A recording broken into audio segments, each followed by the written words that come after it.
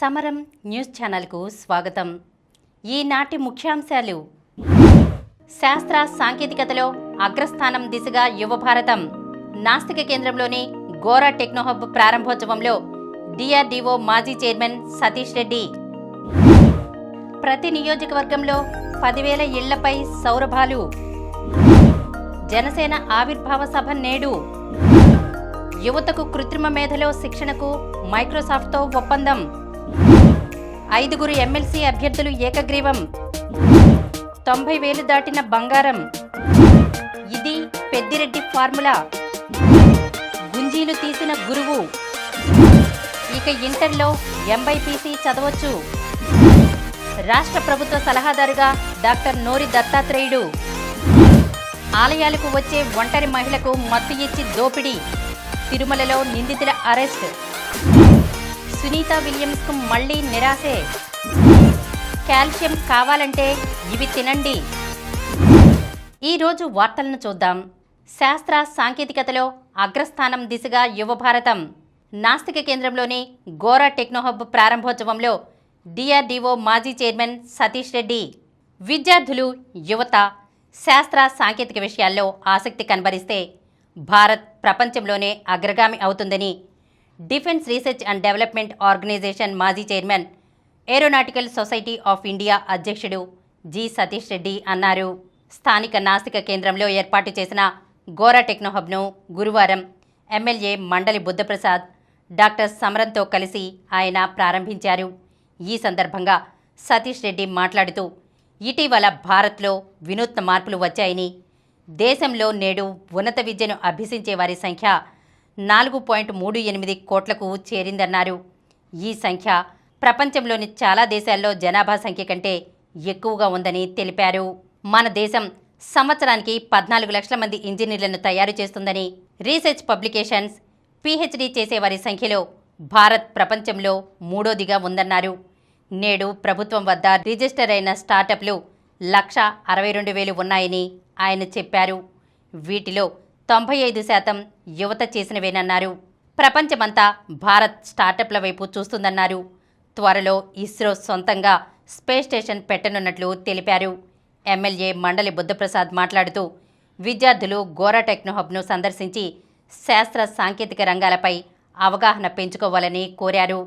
Gora టెక్నోహబ్ chairman doctor సమరం మాట్లాడుతూ, టెక్నోహబ్లో humanoid రోబోను గైడ్గా ఏర్పాటు చేయడమే కాకుండా రోబోటిక్ సైన్స్ అండ్ టెక్నాలజీతో కష్టతరమైనవి ఎంత సులభంగా చేయవచ్చో కళ్లకు కట్టినట్లు ఆవిష్కరణలను ఏర్పాటు చేశామని పేర్కొన్నారు.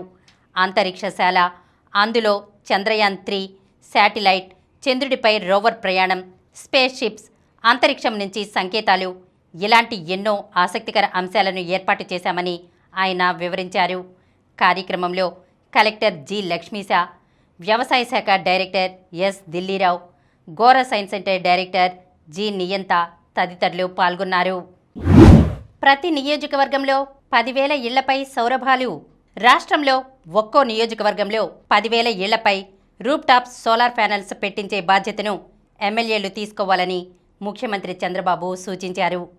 ఎమ్మెల్యేలు తమ తమ నియోజకవర్గాల్లో అగ్రిగేటర్ల ద్వారా అందరికీ అవగాహన కలిగించాలని, ఇళ్ల యజమానుల నుంచి సమ్మతి లేఖలు తీసుకోవాలని కోరారు. యజమానులు అనుమతి లేఖలు ఇస్తే కాంట్రాక్ట్ సంస్థలు వచ్చి ప్యానెళ్లు బిగిస్తాయని సూచించారు. ఈ ఏడాది 20 లక్షల కనెక్షన్లు ఇవ్వాలని లక్ష్యంగా పెట్టుకున్నామని, ఇవన్నీ పూర్తయితే 4,000 మెగావాట్ల విద్యుత్ వస్తుందని వెల్లడించారు. శాసనసభలో గురువారం విద్యుత్ రంగంపై నిర్వహించిన స్వల్పకాలిక చర్చకు ఆయన సమాధానమిస్తూ, పీఎం సూర్యఘర్ ముఫ్త్ బిజిలీ యోజన కింద ప్రతి ఇంట్లో విద్యుత్ ఉత్పత్తి చేసుకోవచ్చు.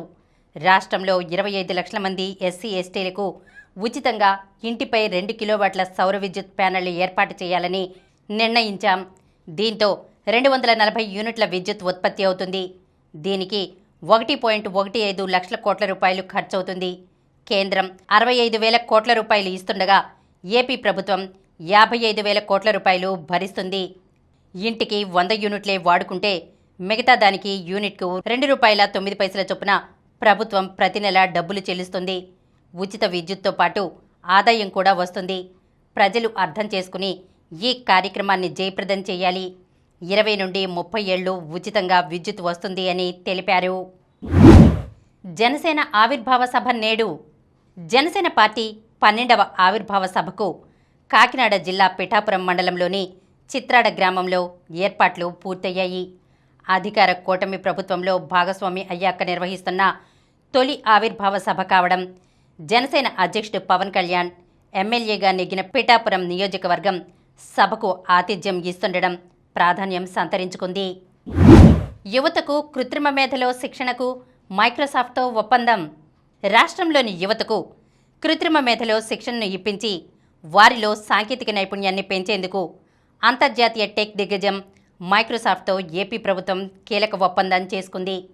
రాష్ట్ర సచివాలయంలో విద్యా, ఐటీ శాఖ మంత్రి నారా లోకేష్ సమక్షంలో మైక్రోసాఫ్ట్ ప్రతినిధులు, రాష్ట్ర నైపుణ్యాభివృద్ధి సంస్థ అధికారులు ఒప్పంద పత్రాలపై సంతకాలు చేశారు. ఈ ఒప్పందం వృత్తి విద్య, మాధ్యమిక పాఠశాలల విద్యార్థులు, యువతలో ఏఐ అధునాతన సాంకేతిక నైపుణ్యాలను పెంపొందించి పరిశ్రమలకు అవసరమైన సిబ్బందిని తయారు చేసేందుకు ఉపయోగపడుతుంది. ఈ సందర్భంగా మంత్రి లోకేష్ మాట్లాడుతూ, ఏడాదిలో 2 లక్షల మంది యువతకు మైక్రోసాఫ్ట్ సంస్థ నైపుణ్య శిక్షణ ఇస్తుంది. రాష్ట్రంలోని 50 గ్రామీణ ఇంజనీరింగ్ కళాశాలల్లోని 500 మంది అధ్యాపకులు, 10,000 మంది విద్యార్థులకు ఏఐ, క్లౌడ్ కంప్యూటింగ్పై శిక్షణ అందిస్తుంది. గ్రామీణ ప్రాంతాల్లోని 30 ఐటీఐల్లో 30,000 మంది విద్యార్థులకు డిజిటల్ ప్రొడక్టివిటీలో ట్రైనింగ్ ఇస్తారు అన్నారు. 5 ఎమ్మెల్సీ అభ్యర్థులు ఏకగ్రీవం. శాసనసభ్యుల కోటాలో 5 ఎమ్మెల్సీ స్థానాలకు జరిగిన ఎన్నికల్లో కూటమి అభ్యర్థులు 5 ఏకగ్రీవంగా ఎన్నికయ్యారు. తెలుగుదేశం పార్టీ నుంచి కావలి గ్రీష్మ, బి తిరుమల నాయుడు, బీద రవిచంద్ర, జనసేన తరపున కె నాగబాబు, భాజపా నుంచి సోము వీర్రాజు ఏకగ్రీవంగా ఎన్నికైనట్లు రిటర్నింగ్ అధికారి వనితారాణి వెల్లడించారు. 90,000 దాటిన బంగారం ధర. ఇటీవల అంతర్జాతీయంగా, దేశీయంగా కాస్త నెమ్మదించిన పసిడి ధరలు గురువారం ఒక్కసారిగా ఎగబాకాయి. హైదరాబాద్ బులియన్ విపణిలో 24 క్యారెట్ల బంగారం 10 గ్రాముల ధర తొలిసారిగా 90,000 రూపాయలు దాటింది. కిలో వెండి ధర కూడా 1.03 లక్షల రూపాయలకు చేరింది. అంతర్జాతీయంగా, ముఖ్యంగా అమెరికా అధ్యక్షుడు ట్రంప్ వివిధ దేశాల ఉత్పత్తులపై విధిస్తున్న సుంకాలు, ఇంకా పలు దేశాల ఉత్పత్తులపై సుంకాలు పెంచుతామనే హెచ్చరికల నేపథ్యంలో వాణిజ్య ఉద్రిక్తతలు పెరిగి అంతర్జాతీయంగా ఆర్థిక అనిశ్చితి ఏర్పడుతోంది. అమెరికాలోనూ ఆర్థిక మందగమనం ఏర్పడుతుందనే ఆందోళనలు చుట్టుముడుతున్న పరిస్థితుల్లో సురక్షితమని భావించే బంగారంపైకి పెట్టుబడులు మళ్లడంతో ధరలు ఒక్కసారిగా పెరిగేందుకు కారణమయ్యాయి. ఇది పెద్దిరెడ్డి ఫార్ములా. చేతికి మట్టి అంటకుండా, ఎక్కడా తెరపై కనిపించకుండా భూకబ్జాలు చేయడమెలా? అత్యంత విలువైన ప్రాంతాల్లోని ప్రభుత్వ భూముల్ని, చెరువుల్ని సొంతం చేసుకోవడం ఎలా అనే దానిపై వైకాపా నేత, మాజీ మంత్రి పెద్దిరెడ్డి రామచంద్రారెడ్డి పీహెచ్డీ చేసినట్లుగా ఉంది. భూకబ్జాల కోసం ఆయన ఓ సరికొత్త ఫార్ములాను ప్రవేశపెట్టారు. దానికి పెద్దిరెడ్డి వారి భూకబ్జాల భాగోతం అంటూ ఆయనకు ప్రత్యేక పేటెంట్ ఇవ్వాల్సిందే. తిరుపతి జిల్లా రేణిగుంట మండలం తూకివాకం పెద్ద చెరువుకు సంబంధించిన 7.28 ఎకరాల భూమిని తన భార్య పేరిట రిజిస్ట్రేషన్ చేసుకున్న ఆయన అందుకు వేసిన స్కెచ్ చూస్తే ఎవరికైనా అలాగే అనిపిస్తుంది. 70 కోట్ల రూపాయలకు పైగా విలువైన ఈ భూమిని అక్రమంగా చేజిక్కించుకున్న వైనం విజిలెన్స్ అండ్ ఎన్ఫోర్స్మెంట్ విభాగం విచారణలో వెలుగు చూసింది. గుంజీలు తీసిన గురువు.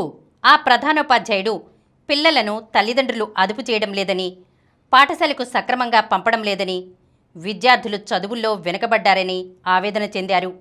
ఒకప్పుడు మంచి ఫలితాలు సాధించి IIITకి విద్యార్థులను పంపిన పాఠశాలలో నేడు ప్రమాణాలు పడిపోవడంపై మదనపడ్డారు. స్కూలుకు సరిగ్గా రాని పిల్లల ఇళ్లకు ఉపాధ్యాయులను పంపించి వారిలో పరివర్తనకు ప్రయత్నించారు.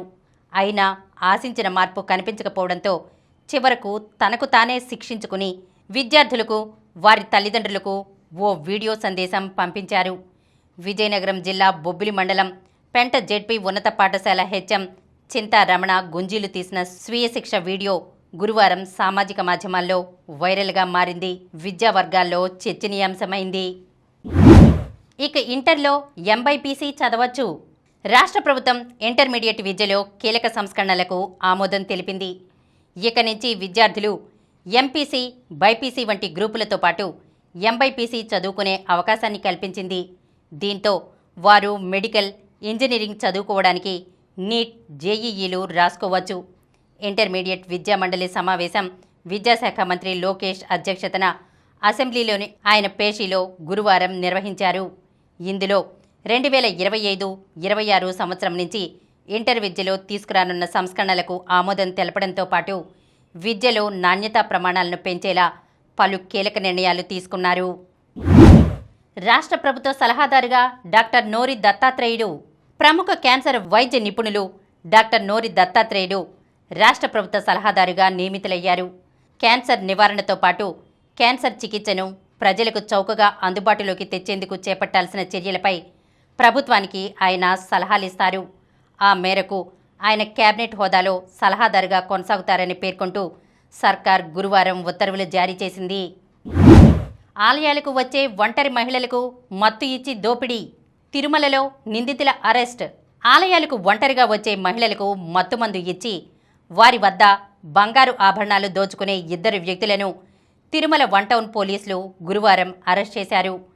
2 టౌన్ పిఎస్ సిఐ శ్రీరాముడు తెలిపిన మేరకు తమిళనాడులోని తిరువణ్ణామలై జిల్లా విల్లుపురం తాలూకాకు చెందిన వి విజయ్ కుమార్, అతడి పిన్ని ఆర్ శారద ఒంటరిగా ఆలయాలకు వచ్చే మహిళలను లక్ష్యంగా చేసుకునేవారు. ఈ ఏడాది జనవరి 5న తిరుమల వచ్చిన తమిళనాడు మహిళతో పరిచయం పెంచుకున్నారు. శ్రీవారి దర్శనం కల్పిస్తామని చెప్పి తీసుకువెళ్లి ఆమెకు ఆహారంలో నిద్రమాత్రలు కలిపి ఇచ్చారు. ఆమె మత్తులో ఉండగా బంగారు తాళిబొట్టు, చెవిదిద్దులు దోచుకున్నారు. తదనంతరం బాధితురాలు ఇచ్చిన ఫిర్యాదుపై పోలీసులు కేసు నమోదు చేశారు. సీసీ కెమెరాల ద్వారా దర్యాప్తు చేపట్టి నిందితులను అరెస్ట్ చేశారు. వీరిపై తమిళనాడులోనూ ఈ తరహానే 2 కేసులున్నట్లు గుర్తించారు. నిందితుల నుంచి 21 గ్రాముల బంగారు ఆభరణాలు, 45,000 రూపాయల నగదు, 3 సెల్ ఫోన్లు, 6 మత్తు మాత్రలు, కారు స్వాధీనం చేసుకుని రిమాండ్కు తరలించారు. సునీత విలియమ్స్కు మళ్లీ నిరాశే. మూడోసారి రోదెస్లోకి వెళ్లిన భారత సంతతి వ్యోమగామి సునీత విలియమ్స్కు మళ్లీ నిరాశే మిగిలింది. దాదాపు 9 నెలలుగా అంతరిక్ష కేంద్రంలోనే ఉన్న సునీత బజ్ విల్మోర్ను భూమిపైకి తిరిగి తీసుకొచ్చేందుకు నాసా స్పేస్ ఎక్స్లు బుధవారం నిర్వహించాల్సిన మిషన్ వాయిదా పడింది. అమెరికాలోని ఫ్లోరిడా నుంచి 4 వ్యోమగాములతో ఫాల్కన్ రాకెట్ బయలుదేరేందుకు సిద్ధమైన క్రమంలో సాంకేతిక సమస్య తలెత్తడం వల్ల ప్రయోగం నిలిచిపోయింది. హైడ్రాలిక్ వ్యవస్థలో సమస్య ఉత్పన్నం కావడం వల్లే దీన్ని ఆపేసినట్లు నాసా పేర్కొంది. కాల్షియం కావాలంటే ఇవి తినండి. శరీరానికి అత్యవసరమైన ఖనిజం కాల్షియం. ఇది ఎముకలు, దంతాలు, గోళ్లను బలంగా ఉంచుతుంది. కండరాల సంకోచం, నరాల పనితీరుకు సహకరిస్తుంది. ఇలా ఎన్నో ప్రయోజనాలను అందించే కాల్షియం పూర్తి స్థాయిలో శరీరానికి అందాలంటే ఈ ఆహారం తీసుకోవాలి. తాజా కూరగాయలు. దాదాపు అన్ని ఆకుకూరలు, కూరగాయల్లో ఎంతో కొంత కాల్షియం ఉంటుంది. కాలానుగుణంగా లభించే తాజా కూరగాయలను ఆహారంలో చేర్చుకుంటే శరీరానికి కావలసిన కాల్షియం లభిస్తుంది. నారింజ. ఇందులో కాల్షియం పుష్కలంగా ఉంటుంది. రోజుకు కనీసం 1 నారింజనైనా తింటూ ఉంటే ఎముకల మధ్య ఉండే కార్టిలేజ్ గట్టిపడుతుంది. కీళ్లవాతం రాకుండా ఉంటుంది. బ్రకోలీ. ఇందులో కాల్షియంతో పాటు కే విటమిన్ కూడా ఉంటుంది. బ్రకోలీని వారానికి 2 సార్లు తింటే ఎముకల్లో సాంద్రతను తగ్గించే వ్యాధులు రాకుండా ఉంటాయి. కీళ్ల అరుగుదలను నివారిస్తుంది. నువ్వులు. నువ్వులను కూరల్లో, సలాడ్స్లో, స్వీట్లలో భాగంగా చేర్చి తింటూ ఉంటే శరీరంలో కాల్షియం లోపం అనేదే ఉండదు. బెల్లంతో కలిపి చేసే నువ్వులుండలు పిల్లలకు మంచి పౌష్టికాహారం. ప్రతిరోజు 1 చెంచా మోతాదులో నువ్వులు తినడం మంచిది. బాదం. ప్రతిరోజు బాదంలను మంచినీళ్లలో నానబెట్టి తింటూ ఉంటే శరీరానికి కావలసిన కాల్షియం మోతాదు మొత్తం అందుతుంది. కాబట్టి మిగిలిన ఆహార పదార్థాలు తీసుకునేటప్పుడు వాటి నుంచి లభించే కాల్షియం పరిమాణాన్ని గమనించుకోవాలి. చియా గింజలు. వీటిలో కూడా కాల్షియం సమృద్ధిగా ఉంటుంది. వీటిని నీటిలో వేయగానే బాగా ఉబ్బి రుచికరంగా మారతాయి. ఓట్స్, పెరుగు, స్మూతీస్, యోగర్ట్తో చేర్చి చియా గింజలను తీసుకోవచ్చు. సోయా. పాలలో కాల్షియం ఉంటుందని అందరికీ తెలుసు. కానీ పాలు, పాల పదార్థాలు తీసుకోవడం ఇష్టం లేని వారికి సోయా పాలు, సోయా టోపు మంచి ఆప్షన్గా చెప్పవచ్చు. ఇప్పుడు కొన్ని సంక్షిప్త వార్తలను చూద్దాం. కొనసాగుతున్న సుంకాల పోరు. EU వైన్పై 200% విధిస్తానన్న ట్రంప్. అమెరికా EU సుంకాల యుద్ధం కొనసాగుతోంది. మరిన్ని వస్తువులపై సుంకాలు విధించేందుకు 2 వర్గాలు సిద్ధమయ్యాయి. బుధవారం అమెరికా విస్కీపై ఐరోపా సమాఖ్య సుంకాలు విధించడంతో అధ్యక్షుడు ట్రంప్ తీవ్రంగా స్పందించారు. ఐరోపా నుంచి వచ్చే వైన్పై 200% ప్రతీకార సుంకాలను విధిస్తామని హెచ్చరించారు. హిందీ పరీక్ష రాసేందుకు మరో అవకాశం. CBSE హోలీ పండుగ కారణంగా ఇవాల్టి హిందీ పరీక్షకు హాజరు కాలేకపోతున్న CBSE 12వ తరగతి విద్యార్థులకు ఆ పరీక్ష రాసే మరో అవకాశం ఇస్తామని బోర్డు వెల్లడించింది. క్వార్టర్స్లో లక్ష్యసేన్, సాత్విక్ జోడీ Malvika out. All England badminton ఛాంపియన్షిప్లో గురువారం భారత్కు మిశ్రమ ఫలితాలు వచ్చాయి. పురుషుల సింగిల్స్లో స్టార్ షట్లర్ లక్ష్యసేన్ క్వార్టర్ ఫైనల్స్కు దూసుకెళ్లగా మిగతా భారత క్రీడాకారులకు నిరాశ తప్పలేదు. ప్రీ క్వార్టర్స్లో లక్ష్య 21-13, 21-10తో డిఫెండింగ్ ఛాంపియన్ జొనాథన్ క్రిస్టీను కంగు తినిపించాడు. ఫైనల్లో ముంబై అదరగొట్టింది. తిరుగులేని ఆధిపత్యాన్ని ప్రదర్శిస్తూ మహిళల ప్రీమియర్ లీగ్ ఫైనల్కు దూసుకెళ్లింది. నాట్ సివర్, హేలీ మాథ్యూస్ విధ్వంసక బ్యాటింగ్తో పరుగుల వద్ద పారించిన వేళ ముంబై ఎలిమినేటర్లో గుజరాత్ను చిత్తు చేసింది. ముంబై శనివారం జరిగే ఫైనల్లో ఢిల్లీ క్యాపిటల్స్ను ఢీకొంటుంది. ఇంటర్నేషనల్ మాస్టర్స్ లీగ్ ఫైనల్లో ఇండియా దంచేసిన యువి సచిన్. ఇంటర్నేషనల్ మాస్టర్స్ లీగ్లో సచిన్ టెండూల్కర్ నేతృత్వంలోని ఇండియా మాస్టర్స్ ఫైనల్కు దూసుకెళ్లింది. గురువారం సెమీఫైనల్లో ఇండియా 94 పరుగుల తేడాతో ఆస్ట్రేలియాను చిత్తు చేసింది. మరిన్ని వార్తా విశేషాలతో రేపటి సమరం న్యూస్ ఛానల్లో మళ్ళీ కలుద్దాం. ప్రతిరోజు వార్తా విశేషాల కోసం అనతి కాలంలోనే 20 కోట్లకు పైగా వ్యూస్ సాధించిన సమరం ఛానల్ సమర్పించు సమరం న్యూస్ ఛానల్కు సబ్స్క్రైబ్ చేయండి, లైక్ చేయండి, మీ ఫ్రెండ్స్కి షేర్ చేయండి.